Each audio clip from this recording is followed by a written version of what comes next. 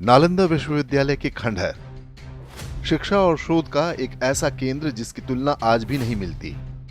12वीं शताब्दी में मात्र 200 घुड़सवारों के साथ एक लुटेरा आया और मानव सभ्यता की इस अनमोल धरोहर को पूरी तरह तहस नहस कर गया।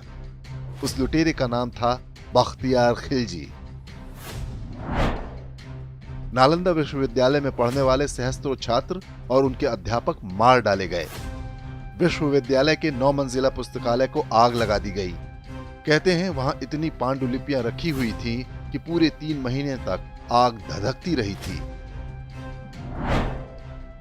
विश्वविद्यालय ही नहीं, नालंदा नगर में भी भारी नरसंहार हुआ, लेकिन बख्तियार खिलजी को कहीं भी प्रतिरोध का सामना नहीं करना पड़ा। जो भाग सकते थे भाग गए, जो नहीं भाग पाए वो मार दिए गए। आसमानी किताब के आदेश के अनुसार सभी पुरुष मार दिए गए, जबकि महिलाएं बलात्कार के बाद मारी गईं। फिर भी किसी ने हत्यारों को रोकने के लिए अस्त्र नहीं उठाया। उस कालखंड में नालंदा ही नहीं, बिहार का पूरा क्षेत्र बौद्ध धर्म के प्रभाव में आ चुका था। बौद्ध धर्म की सबसे प्रमुख शिक्षा है अहिंसा, अर्थात किसी भी प्राणी को कष्ट न पहुंचाना। अस्त्र शस्त्र रखने, सेना बनाने या शत्रु के प्रतिकार का तो प्रश्न ही नहीं उठता। नालंदा में बख्तियार खिलजी ने जो चाहा वो किया। लगभग 750 वर्ष तक भारतीय ज्ञान का गौरवमयी प्रतीक मात्र कुछ दिनों में खंडहर बन गया।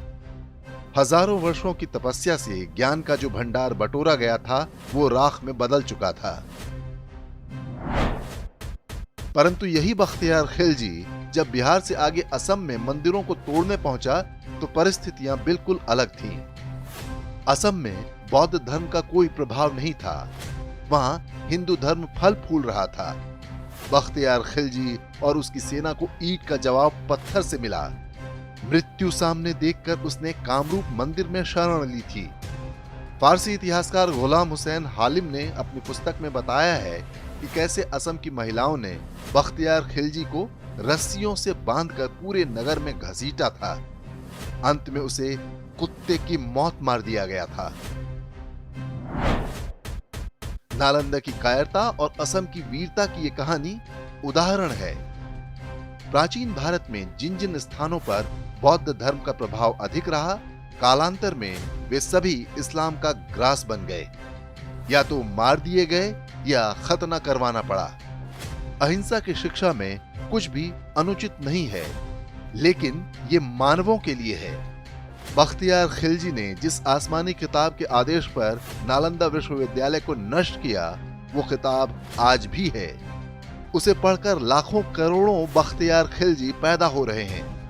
मौका मिलते ही वे हमला करते हैं।